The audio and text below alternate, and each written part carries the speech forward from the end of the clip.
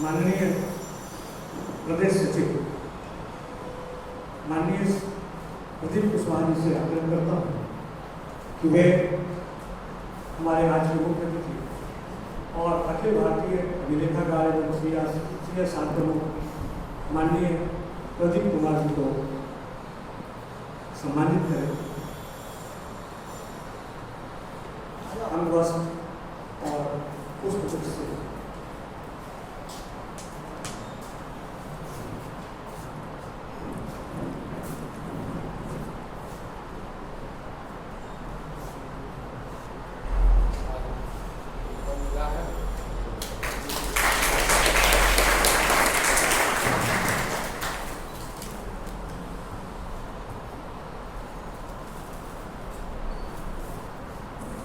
अब मैं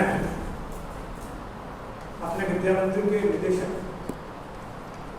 श्री प्रमोद कुमार मिश्र से निवेदन करता हूँ कि वे अपने प्रदेश सचिव श्री माननीय श्री प्रदीप कुशवाहा जी को सम्मानित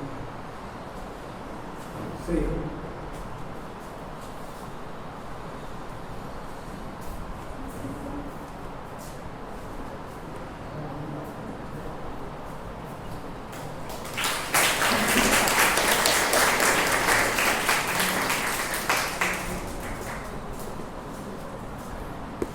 अब मैं अपने प्रधानाचार्य से एक बार पुनः निवेदन करूँगा कि वे अपने प्रदेश मंत्री भारतीय शिक्षा समिति और शिशु शिक्षा आंदोलन समिति के प्रदेश मंत्री माननीय भरत द्विवेदी को अंगवस्त्र एवं पुष्प देकर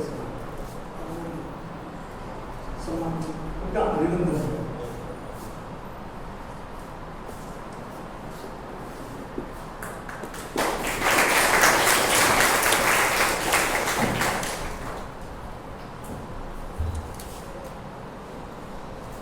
एक बार पुनः विभाग के निरीक्षक हैं डॉक्टर रमेश मणि पाठक जी का अभिनंदन।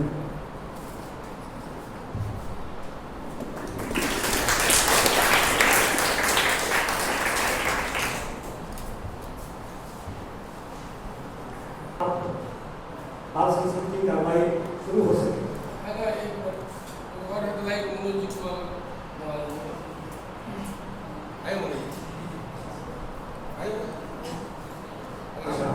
अब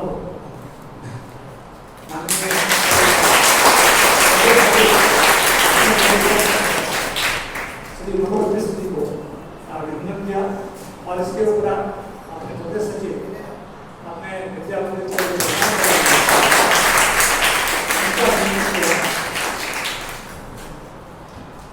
तो इस धन्यवाद आप सभी लोगों का और इस अभिनंदन कार्यक्रम के दौरान अब बिना देर किए संसद की कार्रवाई शुरू हो सके इसके लिए मैं संसद के अध्यक्ष अपने प्रधानाचार्य से आग्रह करता हूँ कि वो अपना आसन ग्रहण करें।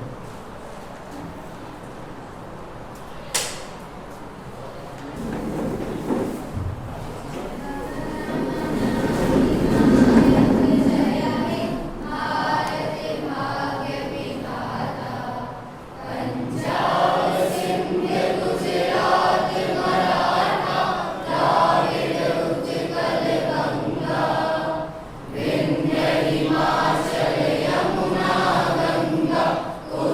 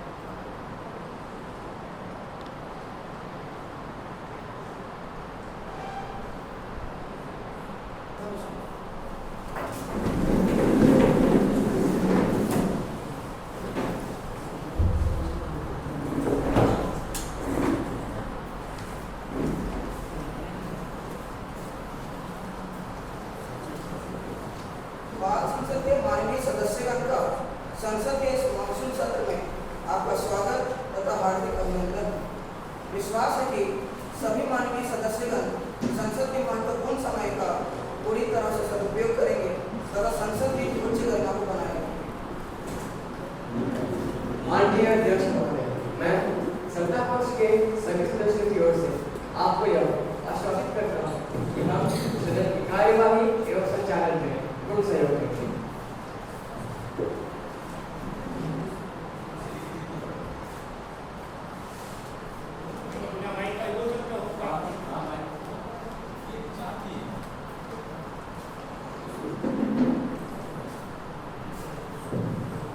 माननीय अध्यक्ष महोदय, मैं प्रतिपक्ष के माननीय नेताओं की ओर से आपको यह आश्वस्त करती हूँ कि हम पूरे मनोयोग से इस सदन की कार्यवाही एवं संचालन में पूर्ण रूप से सहयोग करेंगे।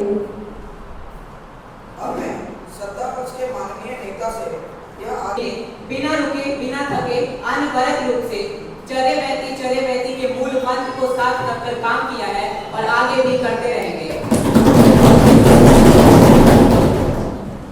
हमारे सभी सदस्यों ने निष्ठापूर्वक एवं ईमानदारी से सभी कार्यों को पूर्ण किया है। हमारे कार्यकाल में सभी जयंतियां सफलतापूर्वक मनाई गई है, जैसे वेद व्यास जयंती, डॉक्टर भीमराव अम्बेडकर जयंती इत्यादि। अंतर्राष्ट्रीय योग दिवस के शुभ अवसर पर हमारे विद्यालय में एक भव्य कार्यक्रम का आयोजन किया गया। हमारे सभी सदस्यों की सहायता से यह कार्यक्रम भी सफलतापूर्वक पूर्ण हुआ। प्रदेश सचिव माननीय श्री प्रदीप कुमार कुशवाहा जी भी उपस्थित थे, जिनके आशीर्वाद से सभी बच्चे कृतार्थ हुए। पर भी हमने सभी कार्यों को सफलतापूर्वक पूर्ण किया, जिससे महामहिम राज्यपाल महोदय बहुत प्रभावित थे। वह इतने प्रभावित हुए कि उन्होंने हम सभी को राजभवन में आमंत्रित किया है।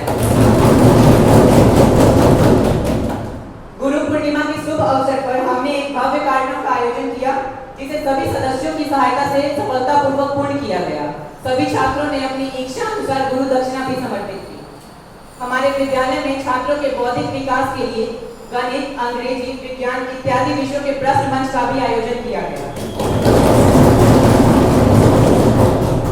सभी सक्षम एवं उत्सुक छात्रों को खेल की उच्च सुविधा प्रदान की गई। हमारे खेल के आचार्य जी के परिश्रम के लिए मैं उन्हें भी धन्यवाद देना चाहता हूं, जिनकी वजह से हमारे विद्यालय को अनेक उपलब्धियां प्राप्त हुई।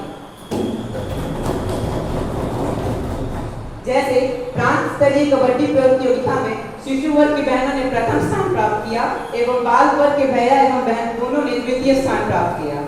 कराटे ओपन स्टेट चैंपियनशिप में हमारे बाल वर्ग के भैया ने द्वितीय स्थान प्राप्त किया एवं शिशु वर्ग के भैया ने तृतीय स्थान प्राप्त किया। प्रांत स्तरीय खो खो प्रतियोगिता में हमारे बाल वर्ग की बहनों ने तृतीय स्थान प्राप्त किया। हमारे विद्यालय में छात्रों के शैक्षणिक उपलब्धि के लिए खंड सह उन्हें प्रथम, द्वितीय, तृतीय पुरस्कार से पुरस्कृत भी किया गया एवं यह कार्यक्रम भी सफलतापूर्वक पूर्ण हुआ। बोर्ड परीक्षा में हमारे बड़े भैया एवं बहनों के उत्कृष्ट प्रदर्शन के लिए मैं उन्हें एवं हमारे आचार्य जी को धन्यवाद देता हूं, जिनके कठिन परिश्रम का परिणाम आज हमारे सामने है। हमारे विद्यालय में सभी दैनिक कार्य जैसे प्रार्थना, भोजन मंत्र एवं अवकाश के समय वंदे मातरम आदि कार्य सुचारू रूप से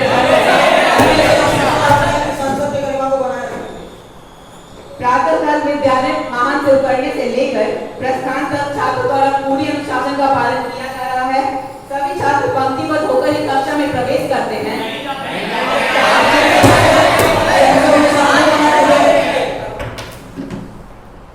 सभी छात्र पंक्तिबद्ध होकर ही कक्षा में प्रवेश करते हैं एवं अवकाश के समय पंक्तिबद्ध होकर ही अपने अपनी वाहन पर जाकर बैठते हैं। अतः हम यह कह सकते हैं कि हमारे विद्यालय की अनुशासन व्यवस्था पूरी तरह सुदृढ़ है। माननीय अध्यक्ष महोदय, अभी हमें सत्ता में आए ठीक से 4 महीने भी नहीं हुए, उसमें से 1 महीना ग्रीष्मावकाश नहीं था। इसलिए हम यह कह सकते हैं यह तो सिर्फ एक झांकी है, एक लंबी लकीर खींचना अभी बाकी है। मैं अपना वक्तव्य कुछ इन शब्दों के साथ खत्म करना चाहूंगा। वक्त आने पर बता देंगे तुझे है आसमां, वक्त आने पर बता देंगे तुझे है आसमां, हम अभी से क्या बताएं क्या हमारे दिल में है।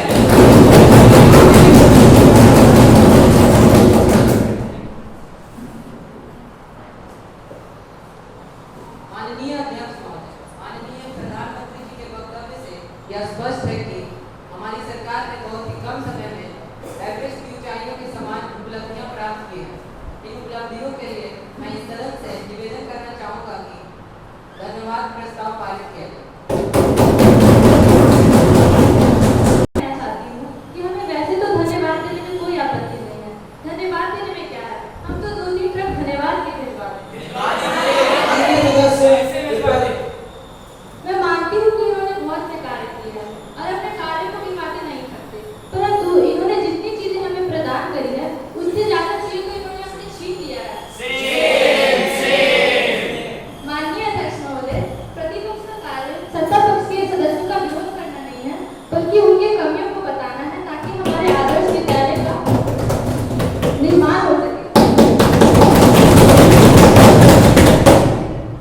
मैं बता दूं कि इनमें रचनात्मकता का अभाव है, इनमें तथ्यात्मकता का अभाव है, सत्ता के प्रति समर्पण प्रतिबद्धता का अभाव है और मैं ये बता दूं कि इन्होंने अनवरत रूप से चले व्यक्ति के सिद्धांत पे सिर्फ एक कार्य किया है और वह है अनावश्यक कविताओं का निर्माण करना। इन्होंने कहा वक्त आने पर बता देंगे, वक्त आपका भी प्रतीक्षा करता रहेगा।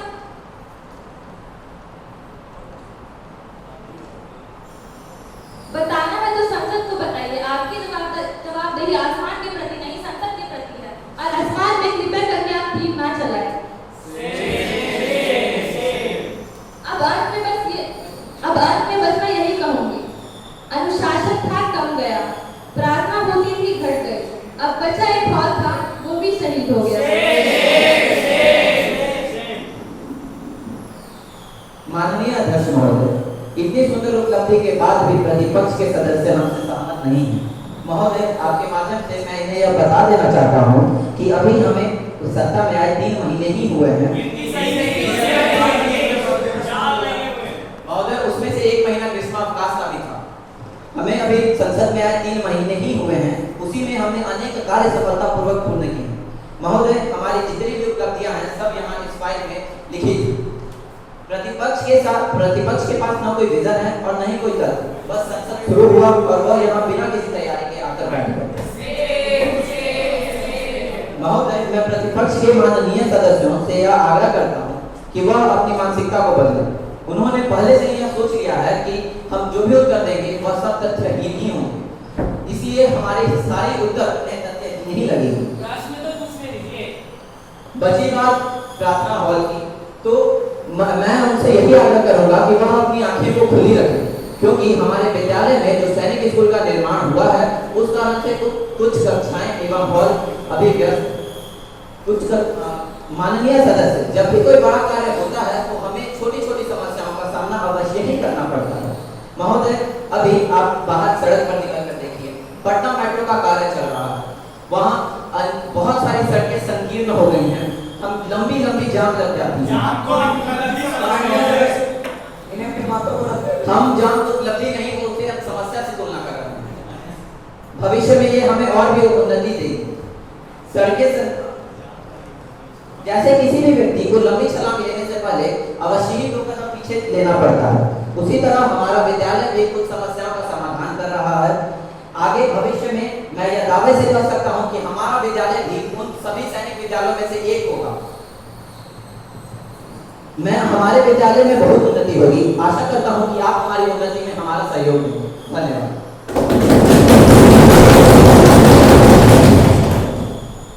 कई माननीय सदस्य अपनी अभिव्यक्तियों के लिए अपेक्षित थे, परंतु मैं समय का ध्यान रखते हुए मैं इस अभिभाषण पर धन्यवाद प्रस्ताव हेतु वोटिंग का कार्य कर लेना ही समय समझता हूँ। जो सदस्य इसके पक्ष में है वह कृपया हाँ करें तथा जो सदस्य इसके पक्ष में नहीं है वह कृपया ना करेंगे। मैं समझता हूँ कि हाँ कहने वाले की संख्या बहुमत में, अतः यह सदन अभिभाषण पर धन्यवाद प्रस्ताव को बहुमत से पारित करता है। अब प्रश्नकाल की शुरुआत होती है। माननीय अध्यक्ष महोदय, सदन एवं सदन के सभी सदस्य सदन की गरिमा को भली भांति समझते हैं और सदन के लिए प्रश्नकाल का समय बहुत ही महत्वपूर्ण होता है, परंतु आजकल अखबारों में यूसीसी यानी समान नागरिक संहिता एक ज्वलंत मुद्दा बनकर सामने आया है। अतः मैं सदन से यह आग्रह करूंगा कि कार्य स्थगन प्रस्ताव के अंतर्गत इस पर एक गंभीर बैठक एवं चर्चा की जाए। धन्यवाद। माननीय कार्य स्थगन प्रस्ताव के अंतर्गत जो विषय संसद के सम्मुख लाया गया है उस पर विचार करने में सत्ता पक्ष को कोई आपत्ति नहीं है। हम उस पर चर्चा करने के लिए तैयार हैं।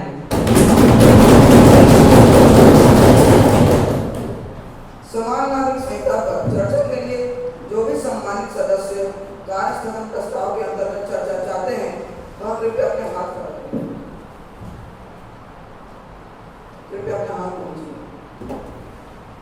नियमानुसार कार्य स्थगन प्रस्ताव के समर्थन के लिए निर्धारित माननीय सदस्यों की सहमति है। अतः कार्य स्थगन प्रस्ताव के अंतर्गत समान नागरिक संहिता पर चर्चा करने की अनुमति दी जाती है। अतः मैं माननीय सदस्य वैष्णवी से यह आग्रह करता हूँ कि कृपया वह समान नागरिक संहिता पर अपने विचार को प्रकट करें।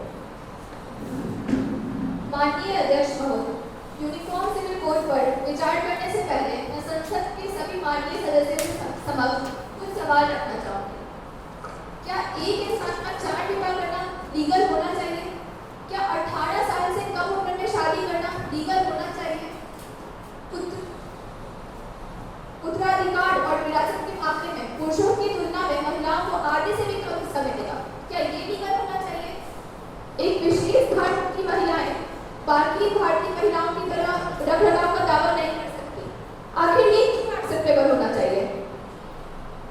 माननीय अध्यक्ष महोदय, जैसा कि हम सभी जानते हैं, भारत एक बड़ी आबादी और विविधताओं से भरा देश है। भारत में यूसीसी का लागू होना भारत के हर एक नागरिक को उनकी विभिन्न धार्मिक और सांस्कृतिक पृष्ठभूमि के बावजूद एक समान अधिकार। यूसीसी का उद्देश्य नागरिक मामलों में न्याय, समानता और एकता सुनिश्चित करने के साथ सामाजिक सद्भाव एवं राष्ट्रीय एकता को सभी के लिए एक कानून हो, एक व्यवस्था हो। माननीय अध्यक्ष महोदय, जब हम बचपन से इक्वलिटी बिफोर लॉ पढ़ते आ रहे हैं, तो फिर आज उसी लॉ को हमारे देश में लागू करने के लिए क्यों हिचकिचाएं? भारत में यूसीसी का लागू होना ही भारत को सही मायने में विकास की ओर ले जाएगा।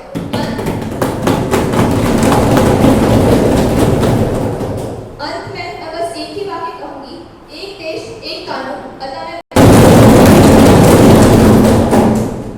माननीय सदस्य आकृति। Honorable Chairperson, on today's topic of discussion on UCC, I would like to present the virtual benefits that could be provided to citizens if it was the first priority of the Constitution to release UCC, but due to fresh independence and the distribution of the country, it could have been dangerous and could have caused wars. But now, after 76 years of independence and with a mature democracy, it could be very beneficial for the huge population of our country, as it supports real secularism. A UCC doesn't mean that it will limit the freedom of people to follow their religion. It just means that every person will be treated the same and everyone has to follow the same law regardless of their gender. It will provide more rights to women. As religious personal laws are very misogynistic in nature and we are neglecting women by allowing old religious rules to continue to govern the family, a UCC will help improving the condition of women in India. It will unite India. India is a country with many religious customs and beliefs.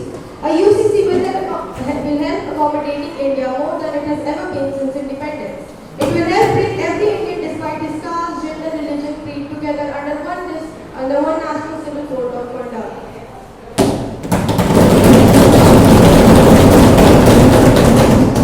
It is a sign of a modern progressive nation.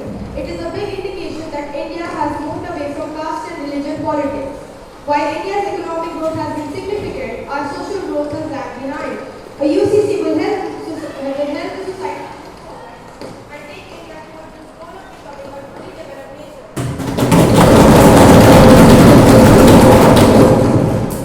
Finally, I'd like to conclude that I strongly support UCC. माननीय सदस्य वैभव।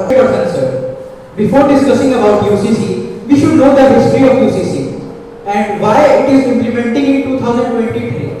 So, in 1950, when the Constitution was made by the Drafting Committee of India, at that time in the Constitution, fundamental rights were also included, and in that fundamental rights, right to religion was also there. So, our first Honorable Health Minister Rajkumari Amritkar opposed the right to religion and said that it will increase the orthodox thinking in many religions, and many orthodox incidents will occur in the religion like Sati Pratha, child marriage, etc. And the draft committee listened to her and said to her that the UCC will be moved to the fundamental rights. But our first Prime Minister, Pandit Jawaharlal Nehru, said that UCC will harm the country because at that time India was in the state of alarm and it can hurt the religious sentiment of the people, and the religious preachers will also criticize it. That's why the drafting commission listened to both of them and they decided to move UCC from the fundamental rights part 4 to the directive principles of state policy part 4. That means in directive principles of state policy, it is clearly written that the future government can implement it in the whole country, and in 2023 our Indian government knows the value of UCC.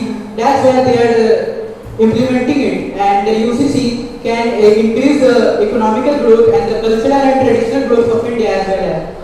And the main motive of UCC is one nation, one law, and I strongly support UCC. Thank you. माननीय सदस्य प्रत्याक्षर।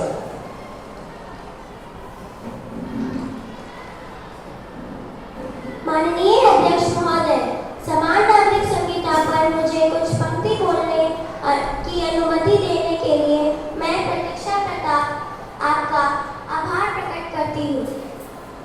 माननीय अध्यक्ष महोदय जी, जिस देश में समान नागरिक संहिता लागू होती है, उस देश में विवाह, तलाक, बच्चा गोद लेना, संपत्ति के बंटवारे से लेकर अन्य सभी विषयों को लेकर जो भी कानून बनाए गए हैं, वह सभी धर्म के नागरिकों को मान्य होते हैं। गोवा भारत का एकमात्र राज्य है जहां धर्म, लिंग, जाति की परवाह किए बिना समान नागरिक संहिता लागू है।